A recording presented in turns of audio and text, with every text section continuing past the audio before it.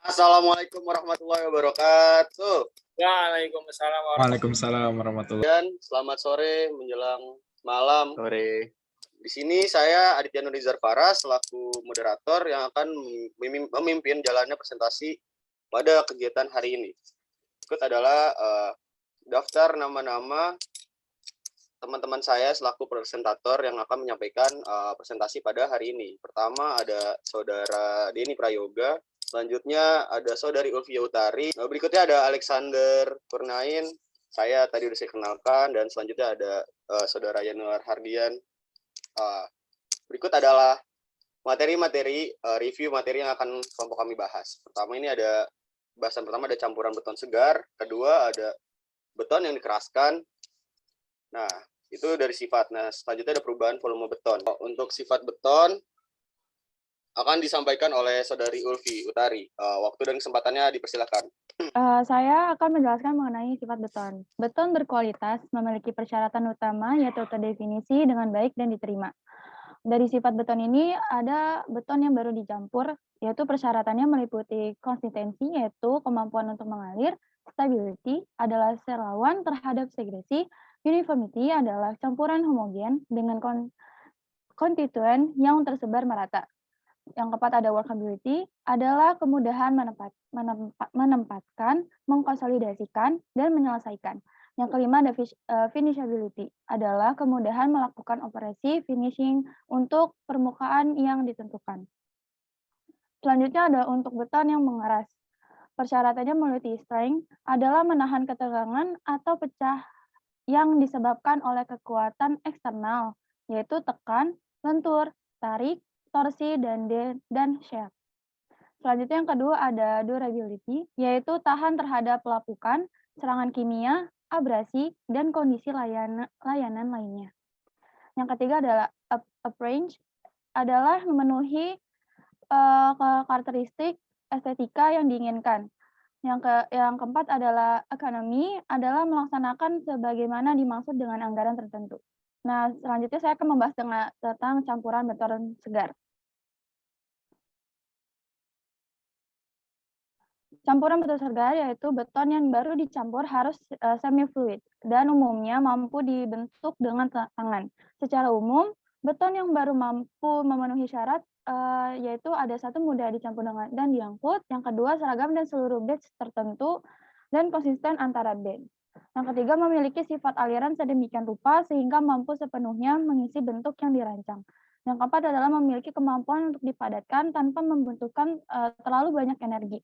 Yang kelima, tidak boleh memisahkan selama transportasi dan penempatan dan juga konsolidasinya. Yang keenam yaitu mampu diselesaikan dengan benar dengan cara trowling atau perawatan permukaan lainnya. Di beton segar ini terdapat yang pertama itu adalah workability. Nah, workability ini adalah kemudahan menempatkan, mengkonsolidasi, dan menyelesaikan beton yang baru dicampur. Dan sejauh mana menolak segresi disebut workability. Faktor-faktor yang dalam kesibukan kemampuan kerjaan beton adalah satu, metode dan durasi transportasi. Yang kedua, kuantitas dan karakteristik bahan semen. Yang ketiga adalah konsistensi beton. Keempat, penilaian, bentuk, dan tekstur permukaan agregat halus dan kasar. Yang kelima adalah udara internet. Yang keenam adalah kadar air. Ketujuh adalah suhu udara beton dan sekitar. Dan yang terakhir adalah campuran. Selanjutnya mengenai rheology. Rheology ini adalah konsep-konsep dari rendahnya dan stabilitas campuran beton. Ilmu rheology telah banyak digunakan. Rheology adalah studi tentang deformasi dan aliran material. Sementara beton tidak sepenuhnya mengikuti perilaku model Bingham. Itu cukup dekat pada tingkat geser rendah yang berguna untuk memahami perilaku rheological beton. Mengenai bleeding dan stiltment. Bleeding adalah pengembangan lapisan air di bagian atas atau permukaan beton yang baru ditempatkan. Beberapa bleeding mungkin membantu untuk mengontrol penyusutan plastik retak. Hal ini terjadi dalam campuran beton dengan kandungan semen yang sangat rendah. Di sini ada cara efektif untuk mengurangi bleeding pada beton, yaitu pertama adanya itu kurangi kadar air dan rasio material airnya. Yang kedua adalah meningkatkan jumlah semen yang menghasilkan berkurangnya semen rasio air. Yang ketiga adalah gunakan bahan cementitious. Dan keempat adalah dalam lipatan jumlah fins di air. Yang kelima adalah gunakan atau tingkatkan jumlah bahan penyemen tambahan seperti fly ash, sementera atau asap silika. Selanjutnya adalah gunakan semen hidrolik campuran. Terus gunakan campuran kimia yang memungkinkan pengurangan rasio bahan air terhadap semen atau menyediakan cara lain yang mampu mengurangi bleeding beton. Yang terakhir, gunakan beton yang terdiri dari air internet. Selanjutnya adalah air content. Sejumlah kecil air internet kadang-kadang menggunakan full untuk beton yang tidak memerlukan perlindungan pembekuan pencairan karena mengurangi bleeding dan meningkatkan plastisitas. Total kandungan udara yang dikembangkan dalam beton yang dikeraskan dipengaruhi oleh bahan penyusun, proposal campurannya, produksi dan penanganan, pengiriman, penempatan, dan metode finishing dan dilakukan seperti yang dibahas pada berikut ini. Nah, ada unsur betonnya. Fakta bahwa beberapa campuran individu berinteraksi dengan cara ini tidak berarti bahwa mereka tidak sepenuhnya efektif. Dia dibagikan secara terpisah ke dalam sekumpulan beton. Superplasticizer dapat meningkat atau mengurangi kandungan udara dari campuran beton. Efeknya didasarkan pada formulasi kimia campuran. Di sini terdapat tabel pengaruh konsistensi beton pada kontrol kandungan udara di beton. Di sini ada semen Portland, karakteristik atau bahannya itu ada konten alkali. Efeknya itu kandungan dari kandungan udara meningkat dengan peningkatan dalam kadar alkali. Semen Airflow mungkin lebih tidak stabil dengan beberapa kombinasi tingkat alkali dan campuran udara internalnya yang digunakannya. Mungkin panduannya bisa merubah perubahan kandungan alkali atau sumber semen. Membutuhkan bahwa dosis campuran penambahan udara disesuaikan dan kurangi dosis sebanyak 40% untuk alkali tinggi. Selanjutnya ada kehalusan. Kehalusan ini efeknya itu penurunan kandungan udara dengan peningkatan kehalusan semen. Lebih sedikit dosis campuran yang penyerapannya dibutuhkan untuk semen alkali tinggi. Untuk pencegahannya bisa gunakan campuran penambahan udara hingga 100%, lebih banyak untuk semen hingga semen sangat halus. Menggunakan semen tipe 3. Sesuaikan campuran jika perubahan sumber semen atau kehalusan. Selanjutnya ada kandungan semen dalam campuran. Penurunan kandungan udara dengan peningkatan dalam kandungan semen. Jumlah rongga yang lebih sedikit dan lebih banyak dengan peningkatan kandungan semen. Panduannya tingkat laju dosis campuran udara entertaining ini sebagai kandungan semen meningkat. Selanjutnya ada kontaminan. Kandungan udara dapat berubah dengan kontaminasi semen dengan minyak pabrik akhir. Panduannya bisa pastikan bahwa semen memenuhi standar yaitu ASTM C150 atau AISO M85. Selanjutnya ada campuran. Campuran ini karakteristiknya itu pengurangan air. Kandungan udara meningkat dengan meningkatkan dosis bahan berbasis lignin. Faktor jarak dapat meningkat ketika pengurangan air digunakan. Nah, pencegahannya ini kurangi dosis campuran air intervening, terus pilih formulasi yang mengandung bahan tambahan penghilang udara. Dan itu juga bisa campuran percobaan dan evaluasi sistem rongga udaranya.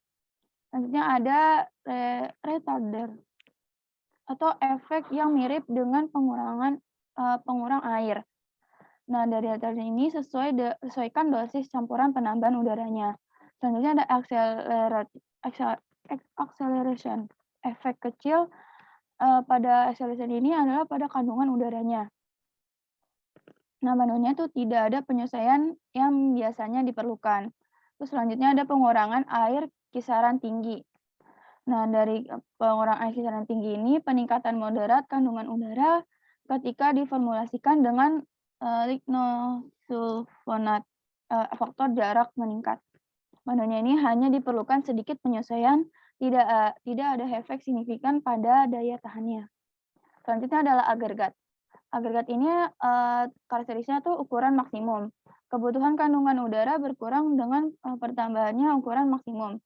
Sedikit meningkat lebih dari 37,5 mm. Selanjutnya panduannya itu kurang kandungan udaranya. Selanjutnya dari agregat ini adalah rasio agregat pasir total. Efeknya ini kandungan udara meningkat dengan meningkatnya kandungan pasir.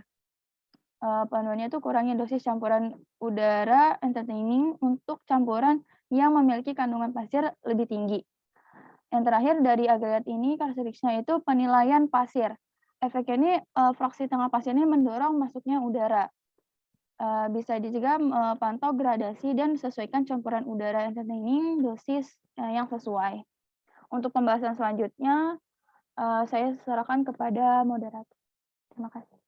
Baik, terima kasih Saudari Ulfi telah menyampaikan materi dengan baik. Untuk selanjutnya, materi berikutnya akan disampaikan oleh Saudara Denny Prayoga. Untuk waktu dan kesempatannya dipersilakan. Terima kasih. Terima kasih kepada moderator. Di sini terdapat tabel pengaruh prosedur produksi terhadap pengendalian kadar udara dalam beton. Itu ada bahan kimia air. Efeknya itu air yang sangat keras mengurangi kandungan udara batching campuran ke dalam air cucian beton mengurangi udara. Panduannya itu ada tingkatkan dosis entrainer udara, terus ada hindari batching ke dalam air cucian. Terusnya ada rasio air semen. Efeknya itu kandungan udara meningkat dengan meningkatnya rasio air terhadap semen. Panduannya itu kurangi dosis campuran air entraining sebagai air rasio semen meningkat. Selanjutnya ada kemerosotan. Efeknya itu udara meningkat dengan penurunan hingga sekitar 150 mm. Panduannya itu sesuaikan dosis campuran penangkap udara untuk kemerosotan. Nah, selanjutnya ada transportasi dan pengiriman.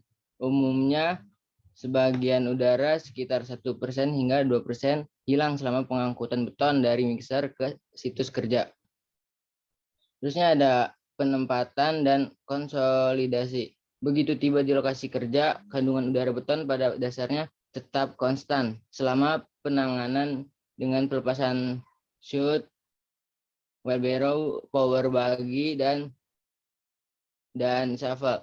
Namun beton pemompaan, derek, dan ember, dan penanganan dan berjalan dapat menyebabkan hilangnya udara, terutama dengan kandungan udara yang tinggi campuran. Memompa beton dapat menyebabkan kerugian hingga 3% udara. Whiting dan Nagy 1998. Di sini terdapat tabel pengaruh teknik penempatan dan getaran internal terhadap pengendalian kadar udara pada beton. Terdapat variabelnya itu konveyor sabuk. Efeknya itu mengurangi kandungan udara rata-rata 1%. Panduannya hindari jarak jauh jika memungkinkan. Selanjutnya ada pemompaan. Efeknya itu mengurangi kandungan udara berkisar antara 2% hingga 3%. Panduannya itu menggunakan desain campuran yang tepat. Selanjutnya ada shotcrete. Efeknya itu umumnya mengurangi kandungan udara di shotcrete proses basah. Panduannya itu kandungan udara campuran harus berada di ujung atas target daerah. Hidrasi, setting, dan hardening kualitas. Pengikatan pasta semen Portland disebabkan oleh reaksi kimia antara semen dan air yang disebut hidrasi. Seperti yang dibahas dalam bab 3, semen Portland bukanlah senyawa kimia sederhana, melainkan campuran dari banyak senyawa 2 kalsium silikat yang merupakan sekitar 75% dari berat semen Portland. Bereaksi dengan air untuk membentuk senyawa baru, kalsium hidroksida dan kalsium silikat hidrat. Mungkin itu saja, saya kembalikan kepada moderator. Terima kasih Saudara Denny telah menyampaikan materinya dengan baik dan benar. Untuk selanjutnya, pemaparan akan saya bawakan selaku pembicara nomor 3. Di sini saya akan membahas tentang beton yang dikeraskan. Selanjutnya, beton yang dikeraskan, beton dengan susut pengeringan unit 550 juta memendek kira-kira sama dengan penyusutan termal yang disebabkan oleh penurunan suhu 55 derajat Celcius. Susut pengeringan beton bertulang lebih kecil daripada beton polos. Perbedaannya tergantung pada jumlah tulangan. Tulangan baja membatasi tetapi tidak mencegah susut pengeringan. Dalam struktur beton bertulang dengan jumlah tulangan normal, susut pengeringan diasumsikan 200 hingga 300 per sejuta. Itu berdasarkan Komite ACI 209. Memberikan pendekatan untuk memprediksi dan memodelkan susut pada struktur yang diperkuat. Jumlah kelembaban dalam beton dipengaruhi oleh kelembaban relatif udara sekitar. Kadar air bebas elemen beton setelah pengeringan di udara pada kelembaban relatif 50% sampai 90%. Selama beberapa bulan adalah sekitar 1% sampai 2% berat beton. Kekuatan, kepadatan, permeabilitas, dan kedap air, stabilitas volume, dan kontrol letak, daya tahan, dan estetika secara lebih rinci. Selanjutnya, ada perawatan. Perawatan peningkatan kekuatan seiring bertambahnya usia dengan syarat pertama, masih ada semen yang tidak terhidrasi. Kedua, beton tetap lembab atau memiliki kelembaban relatif di atas kira-kira 80%. Itu berdasarkan Power tahun 1948. Yang terakhir, suhu beton tetap baik. Dan yang keempat, ruang yang cukup tersedia untuk produk hidrasi terbentuk. Ketika kelembaban relatif di dalam beton turun menjadi sekitar 80%, atau suhu beton turun di bawah 10 derajat Celcius atau 14 derajat Fahrenheit, hidrasi dan penguatan kekuatan hampir berhenti. Berikutnya ada aliran. Elemen beton dengan luas permukaan yang besar dalam hubungan dengan volume kering lebih cepat daripada elemen beton volume besar dengan luas permukaan yang relatif kecil. Setelah beberapa bulan pengeringan di udara dengan kelembaban relatif 50% sampai 90% kadar air, sekitar 1 sampai 2% massa beton untuk menerima bahan lantai harus cukup kering untuk memungkinkan merekat dengan benar dan untuk mencegah kerusakan pada lantai. Untuk pelapis beton harus cukup kering untuk mengembangkan ikatan yang memadai dan memungkinkan pelapisan untuk menyembuhkan secara kimia. Untuk menentukan kuat tekan dilakukan pengujian pada benda uji mortar atau beton. Berikut gambar ilustrasinya seperti di sebelah kanan ini, teman-teman. Kepadatan. Berikut ini adalah namanya tabel dari kepadatan, teman-teman. Nah, selanjutnya juga nih ada tabel lagi, teman-teman. Untuk perubahan volume beton akan dilanjutkan oleh Saudara Yanuar. Waktu dan kesempatannya dipersilakan. Baik, terima kasih kepada moderator. Di sini saya akan memaparkan tentang perubahan volume beton. Perubahan volume beton. Beton mengalami sedikit perubahan pada volumenya karena berbagai sebab. Mengontrol variabel yang mempengaruhi perubahan volume dapat meminimalisir tegangan tinggi dan keretakan. Nah, di sini tadi sudah dijelaskan beton yang dikeraskan. Yang pertama ada perubahan volume usia awal. Yang pertama perubahan volume usia awal. Volume pada beton mulai berubah sesaat setelah kontak air dengan semen. Berikut adalah jenis perubahan volume pada usia awal. Yang pertama penyusutan kimia.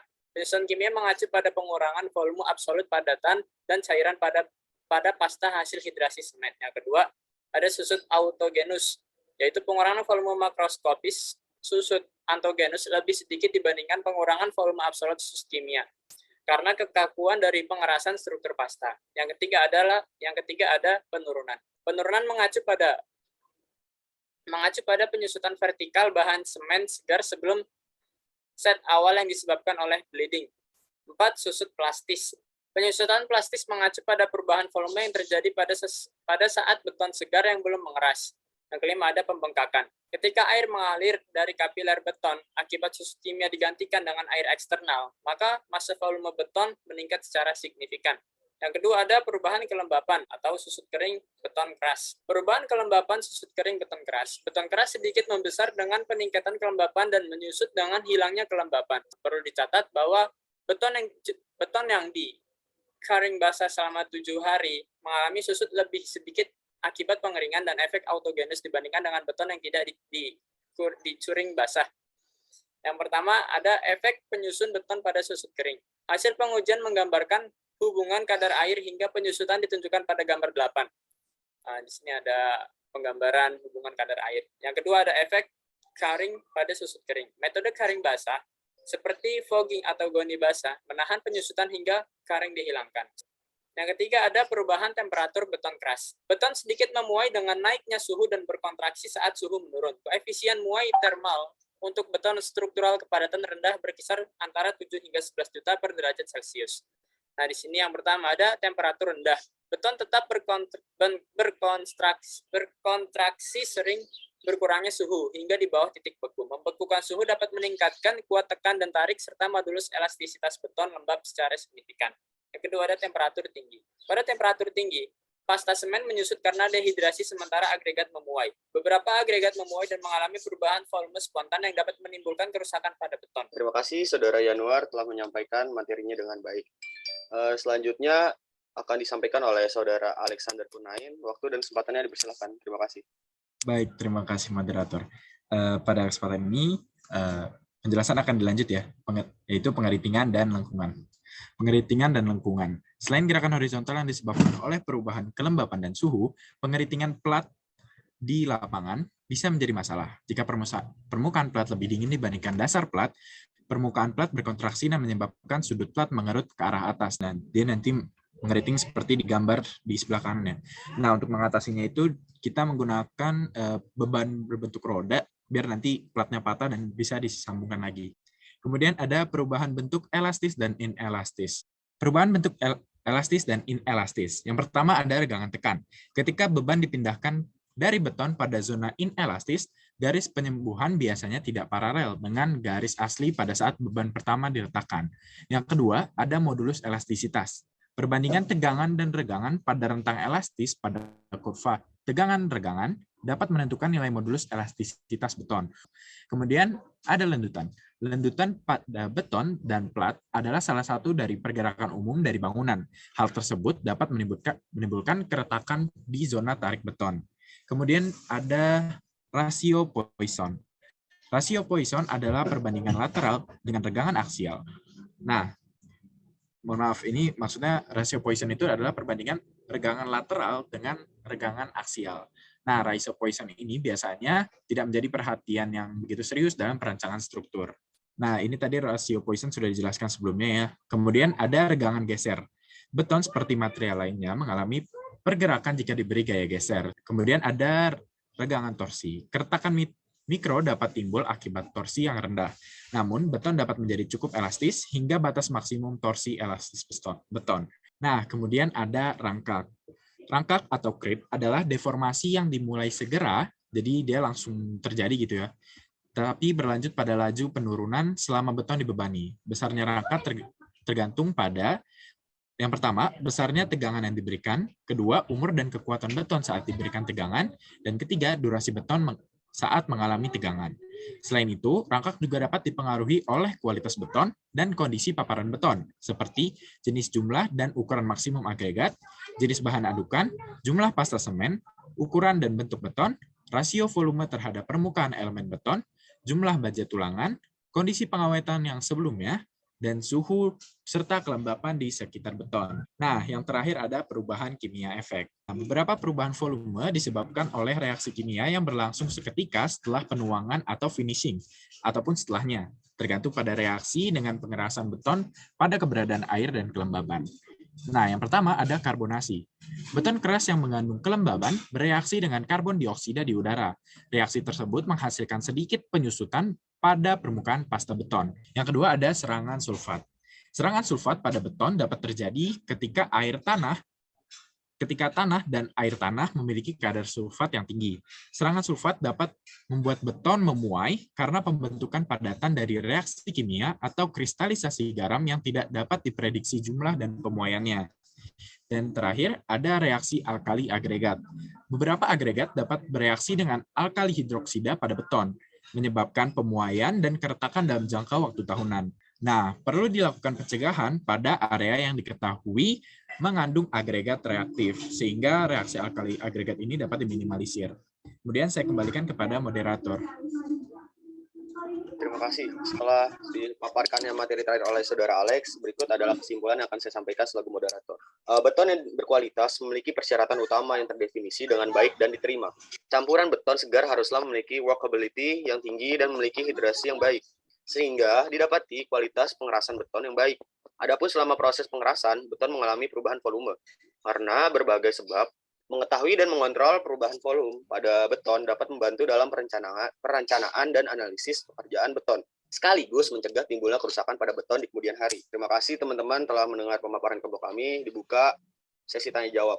Adakah yang ingin bertanya? Izin bertanya, Silakan Saudari Garnis. bagaimana cara melindungi permukaan beton dari bahan-bahan yang agresif seperti asam? Terima kasih. Oke, terima kasih atas pertanyaan Saudari Garnis. Ditampung dulu ya. Adakah penanya lagi? Moderator saya tanya. Silakan Bung Johannes. Dipersilakan. Baik, terima kasih atas kesempatannya. Saya ingin bertanya, apakah entrainment udara beton itu? Mungkin satu penanya terakhir ya teman-teman. Izin bertanya, saya Dian Nurul Fajriya dari kelompok 1. Apa sih alkali silika reaktivitas atau ASA? Oke, baik. Terima kasih atas pertanyaannya. Untuk jawabannya, apakah kelompok 5 sudah siap? Baik, jadi di sini saya akan menjawab pertanyaan Saudari Dian. Tadi pertanyaannya, apakah alkali silika reaktivitas atau ASR? Nah, jadi alkali silika reaktivitas adalah reaksi luas antara bentuk silika reaktif di dalam agregat dan kalium dan sodium alkali, sebagian besar dari semen. Bentuk reaksi alkali silika itu seperti membengkak. Nah, seperti air yang menarik dari pasta semen di sekitarnya, sehingga merangsang tekanan, perluasan, dan cracking dari agregat dan dari sekitar pasta semen itu. Nah, hal ini sering menghasilkan peta pola retakan. Retakannya ini biasanya disebut sebagai pola retak buaya. Nah, reaksi alkali agregat ini dapat dihindari melalui 1. Seleksi agregat yang tepat, 2. Penggunaan campuran semen yang tepat, dan 3. Penggunaan bahan pozolanik yang tepat, dan yang terakhir pencampuran bebas dari kontaminan air. Maksudnya di sini air yang meragukan gitu ya. Yang bisa saya sampaikan. Untuk pertanyaan selanjutnya, kelompok 5. Saya sendiri ingin menjawab pertanyaan dari Johannes Panjaitan. Tadi kan pertanyaannya apa entrainment udara beton. Jadi entrainment udara beton itu udara mikroskopis miliaran sel per kubik kaki. Kantong-kantong udara ini tujuannya untuk mengurangi tekanan internal pada beton dengan menyediakan ruang-ruang kecil untuk air untuk memperluas ketika air mengeras itu. Udara beton entrained dihasilkan melalui penggunaan udara entraining cement Portland atau oleh pengenalan udara entraining agent di bawah pengawasan teknik berhati-hati sebagai campuran beton pada pekerjaan. Jumlah udara entrained biasanya antara 4% dan 7% dari volume beton, tetapi dapat bervariasi seperti yang dipersyaratkan oleh kondisi khusus. Mungkin itu yang bisa saya jawab pertanyaan dari Mas Johannes Panjaitan. Untuk pertanyaan terakhir, kelompok 5. Saya akan menjawab pertanyaan dari Saudari Garnis Nyoko. Pertanyaannya adalah bagaimana melindungi permukaan beton dari bahan-bahan yang agresif seperti asam. Nah, dari pertahanan ini, melindungi ini, yaitu meningkatkan ketahanan kimia beton termasuk menggunakan air rendah rasio semen. Memilih jenis semen yang cocok seperti semen tahan sulfat untuk mencegah serangan sulfat dengan menggunakan sesuai agregat air dan udara entrainment. Itu sejumlah besar formulasi kimia tersedia sebagai sealers dan pelapisan untuk melindungi beton dari berbagai lingkungan rinci harus diminta rekomendasi dari pabrik atau formulator atau pemasokan bahan. Terima kasih. Baik, terima kasih Saudari Ulfia. Dengan berakhirnya jawaban yang dijawab oleh Saudari Ulfi, berakhir pula prosesi presentasi kelompok kami. Maaf bila ada salah-salah kata dari kelompok kami, yang salah datangnya dari kami, yang benar datangnya dari Allah Subhanahu wa Ta'ala. Saya selaku moderator pamit undur diri mewakili teman-teman sekalian. Wabillahi taufiq wal hidayah. Wassalamualaikum warahmatullahi wabarakatuh.